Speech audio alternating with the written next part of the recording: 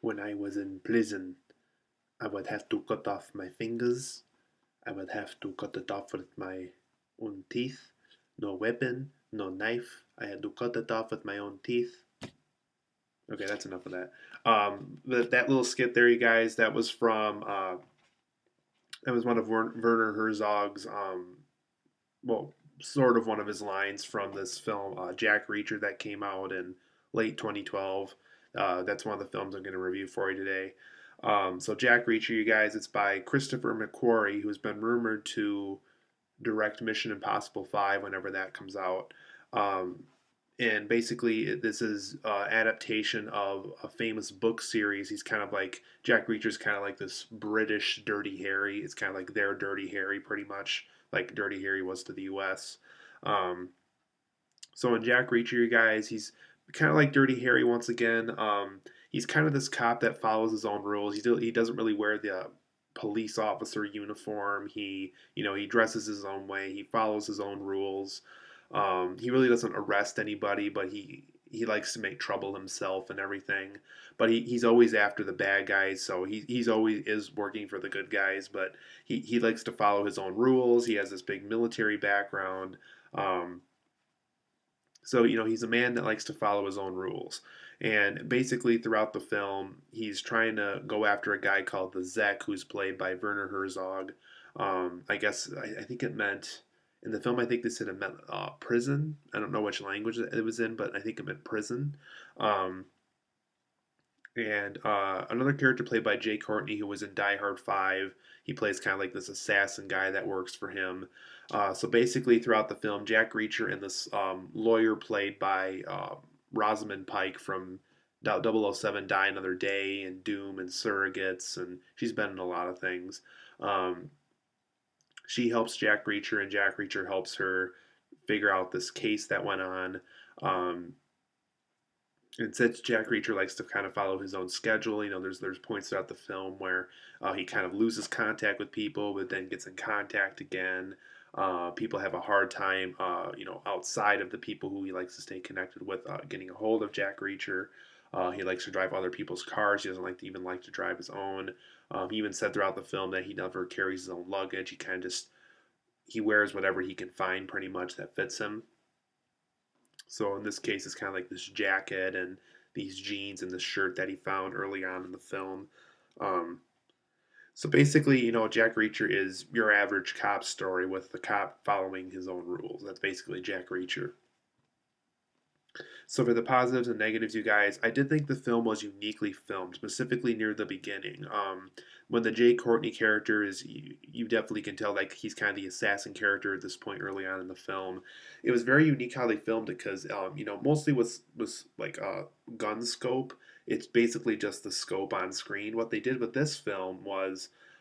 You're basically seeing exactly what he would be seeing if you were with him at that moment in time. You basically see the environment and you see the scope, and the scope is in focus and everything else is blurred. And I really like how Christopher McQuarrie, who directed the film, filmed the scene. It was a very interesting flow that he had going on. But unfortunately, the film kind of died out as the film progressed. But basically, that scope scene, though, like it had mystery, it had some suspense. He didn't just shoot the person that he was looking for. It kind of built for a while. And you're almost wondering if he's just looking or if he really is going to shoot somebody. It was a really well filmed scene, and I really would have liked to have seen more scenes like that. Um, Also, with Jack Reacher, when we first get to learn about him, kind of how people explain him near the beginning of the film, it's kind of almost the film was almost kind of silent for a little bit. Like it was, I would say the first maybe 15 or 20 minutes is silent, and then the dialogue starts up. But I kind of would really liked if the film played around with the silence a little bit more. So as far as how the film was filmed, it was done very uniquely for the most part. The characteristics of Jack Reacher were interesting. He follows his own rules.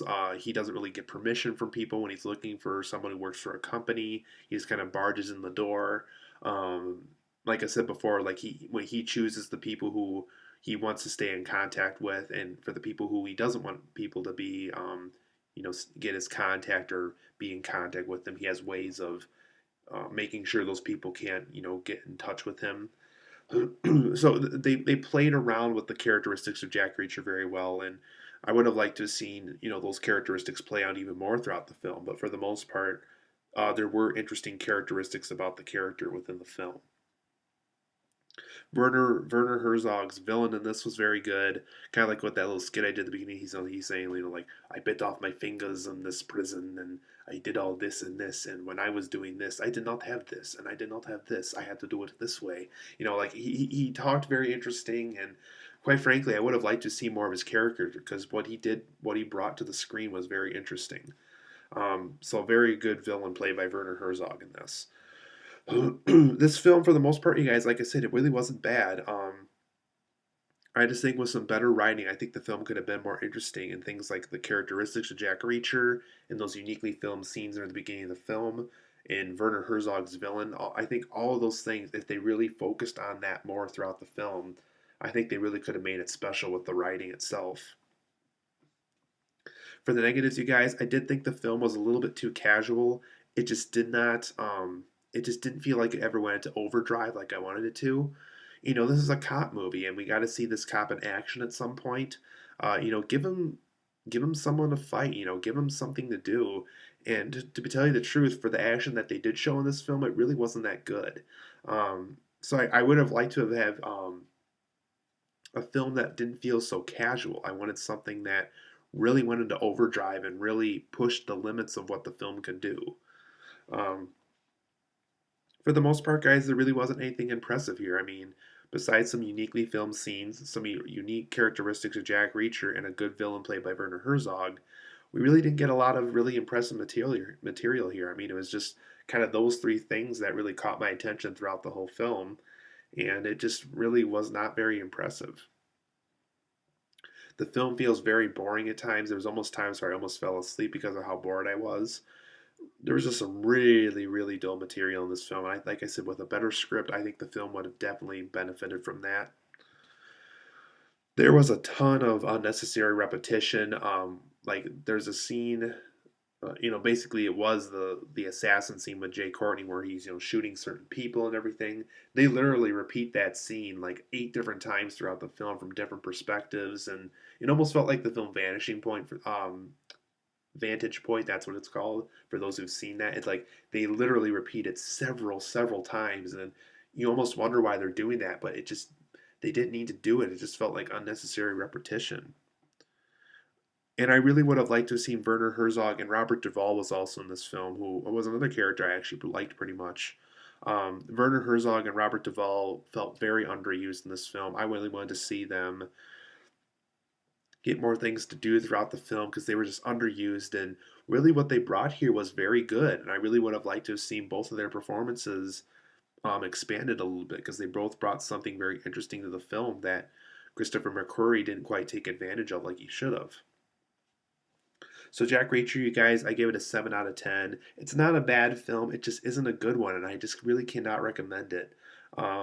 But like I said, it's not a bad film, so I'm not going to say, it's bad. I'm not going to give it a negative review. But I am going to give it an okay one just because, it's just not a bad film. It just isn't a great one. And there are some interesting things here, but I really think with a better script that they could have been even more interesting. So Jack Reacher, you guys, 7 out of 10 for me. It's an okay film, and you don't need to go rush on and see it. It's really not that good.